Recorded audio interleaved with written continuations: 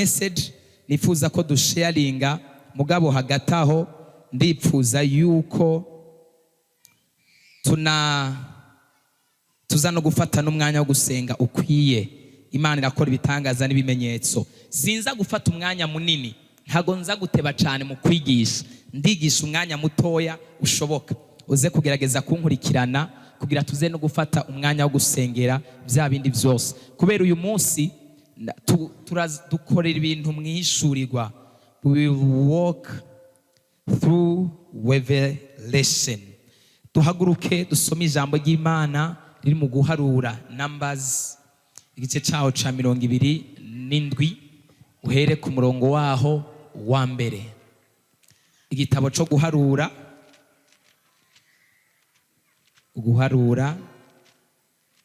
igice ca 27 umurongo waho wa mbere. Yamweze ati ingingo ihindura ibintu. Ntago wabivuze. Mubwire ni ingingo ihindura ibintu. Ingingo ndibaza n'ikirundi twese turatahura ivyari byo. Ingingo ni decision. It is a decision. Ingingo ihindura ubuzima. Ingingo ihindura ibintu. Ingingo ishiraho ibintu bishasha. Ingingo ishiraho amateka mashasha. Ingingo ihindura ibintu. Turasoma mu izina ry'umwami wacu Yesu Kristo. Amen. Umurongo wa mbere. Maze abakobwa ba Selofehadi bigira hafi. Selofehadi yari mwene Heferi. Mwumvise aho bariko barasoma guharura 27 umurongo wa mbere. Igice cyaho ca 27 umurongo waho wa mbere. Sawa, aho nyene reka nsubiremo. Maze abakobwa ba Selofehadi bigira hafi. Selofehadi yari mwene Heferi. Heferi yari mwene Geriyadi. Ugeze kuri 4 usome gushika kuri 4. Geriyadi yari mwene Makiri. Makiri wa Manase wo mu rubyaro rwa Manase mwene Yosefu. Aya niyo mazina yabo bakobwa ba Selofehadi. Makira na Noa na Hogira na Miruka na Tirusa. Subiramwo ayo mazina yabo bakobwa. Aya niyo mazina yabo bakobwa ba Selofehadi. Mazina y'abakobwa ba Selofehadi. Uwa mbere yitwa Makira. Uwa kabiri yitwa Noa. Uwa gatatu Hogira. Uwa kane Miruka. Uwa gatanu Tirusa. Bahagarara imbere ya Mose. Baraza abakobwa batanu imbere ya Mose na Eliyezeri umuherezi. N'imbere y'umuherezi ari kumwe na Mose. N'imbere y'abakuru. N'imbere y'ikoraniro ryose. Ku muryango w'ihema ry'ibonaniro. Bari ku muryango w'ihema ry'ibonaniro kuko bari bemerewe kwinjira mu ihema ry'ibonaniro. Barabwira Mose n'umuherezi bati data yapfiriye mu bugaragwa. Data wacu, se wacu, papa tuvyara yapfiriye mu bugaragwa.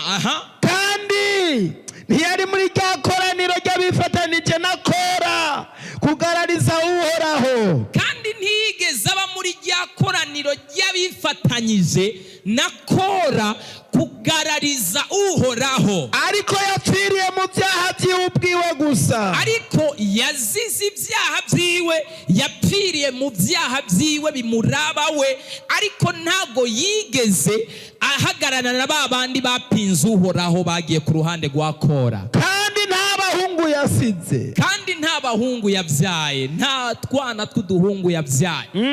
Ni twebwe abakobwa batanu bonyene duhari. Niki cyotuma izina rya tata rizimangana mu muryango? None niki cyotuma izina rya data wacu rizimangana mu muryango? Nuko atasize umuhungu. Nukubera atavyaye umuhungu. Nuduhe kuzogira ishamvu mu biwacu. Ereze kuzogira ishamvu mu biwacu. Amen. byagira Imana ibahereza umugisha cyane. Haleluya. Twakiriye abashitsi. Umuntu ari bwo bwa mbere yo bashitse ngaha ari umushitsi, haguruka tukwakire mu izina rya Yesu, nawe wisange mu nzu y'Imana.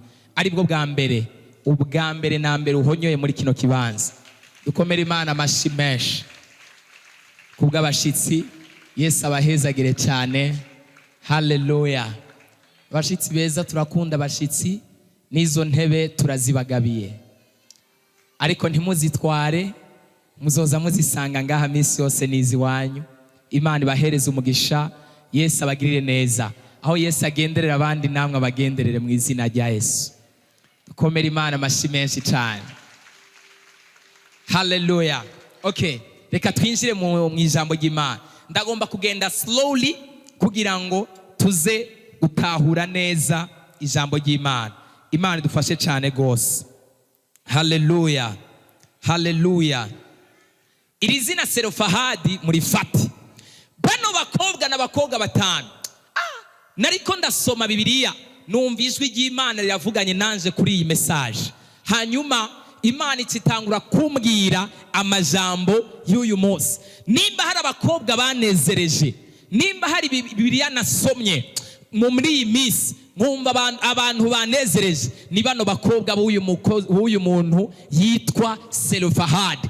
Naho yapfuye ari umupagani, abakobwa biwe yabyaye baranezereye cyane. N'abakobwa bafise ubwenge, n'abakobwa bafise iyerekwa, n'abakobwa bagize ishurirwa, n'abakobwa bitahuye, n'abakobwa bashatse kugabana ku mugabane wabo, n'abakobwa bashatse kuronka ku mugabane wabo kugira ngo ntibashobore gutakaza icyo bari baragenewe.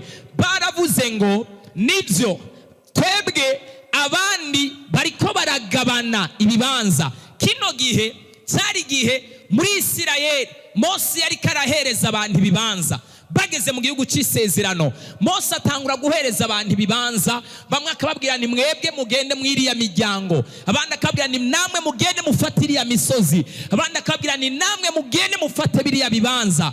Mose agenda ahereza abantu bose, imiryango yose. Twarababwiye ko mu isezerano rya kera igitsina gore ntikigera giharurwa, baharura abagabo bonyene cyangwa se abahungu bonyene. Umukobwa ntago yigera aharurwa. Ni kuvuga ngo muri abo baherezwa ibyo bintu, muri abo bagabana ibyo bintu, nta mukobwa yari yemerewe kugabana umugabane wiwe cyangwa se ikintu yari yemerewe kuronka. Imana idufashe cyane gose. Yesu nadutabare cyane. Haleluya. Yari yarasizwe inyuma n'amateka, bari barasizwe inyuma n'amateka, bari barasizwe inyuma n'ibihe. Ibihe byarabambuye ijambo. Satani yari yaragombye kuzimanganya uyu muryango wa Selofahadi. Icyambere abanza yica se wabo amwicira mu byaha, hanyuma ashaka kuzimanganya. Kumbure muri icyo gihe ntiyabyara n'abahungu ngo bazoshobore kumusigaranira cyangwa se ngo bazoshobore kugabana ku mugabane wabo. Hanyuma Satani yiyumvira ko yashoboye kubazimanganya. Umviriza ndakubarire, inama zose Satani yokora, yaba izo yateguye kera cyangwa muri kubu, kugira ngo azimanganye generasiyo yawe, kugira ngo azimanganye umugisha wawe, mu izina rya Yesu Kristo ntago azobishobora kubw'amaraso y'umwami wacu Yesu Kristo. Haleluya. Haleluya. Bano bakobwa rero bararaba babona abandi bose bahawe ibibanza, kandi n'abakobwa bakuze, abandi bose bagabanye, batwaye ibintu, bafashe ibibanza, abandi bahawe ibibanza, abandi bafashe ahantu hatandukanye. Mose yagiye abahereza ibintu. Imana nidufashe cyane gose. Bano bakobwa baragenda baricara, baravuga ni none tugume twicaye ngaha, abandi bantu bariko bararonka kubyo bategerezwa kuronka, none tugume twicaye ngaha, abandi bantu bariko baragabana ku migisha yabo, none tugume twicaye ngaha. Ngo ni kubera amateka ataduhereza uburenganzira bwo gushobora natwe guronka ku mugabane abandi bariko bararonka. Baravuga ngo none tugume twicaye gusenga kubera yuko turi abakobwa. Umviriza ndakubarire, iki ni igihe cyawe cyo gufata destiny yawe no gufata igihe cyawe mu minwe. Udafashe intumbero yawe mu minwe, nta muntu n'umwe azohaguruka imbere yawe, kandi nta n'umuntu n'umwe azokwitaho. Ariko igihe cyose uzohungabanywa na kazoza kawe ukagakura mu kwitega abandi ko bazohaguruka kugira ngo bagire icyo bakoze, ugafata destiny mu biganza byawe, ukagomba kuyubakira no kuyiteza imbere no kuyigeza kure, abandi bazohaguruka babura amahoro kubera ari we wabanje kubura amahoro ku by'intumbero yawe. Bwira mweza ati fata intumbero yawe mu biganza byawe. Take your destiny in your hands. In the name of Jesus. Don't wait for anyone to come out to pray for you.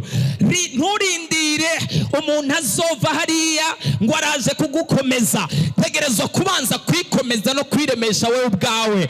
Nturindire umuntu azova hariya ashobora kuguhereza amafaranga yo kujya.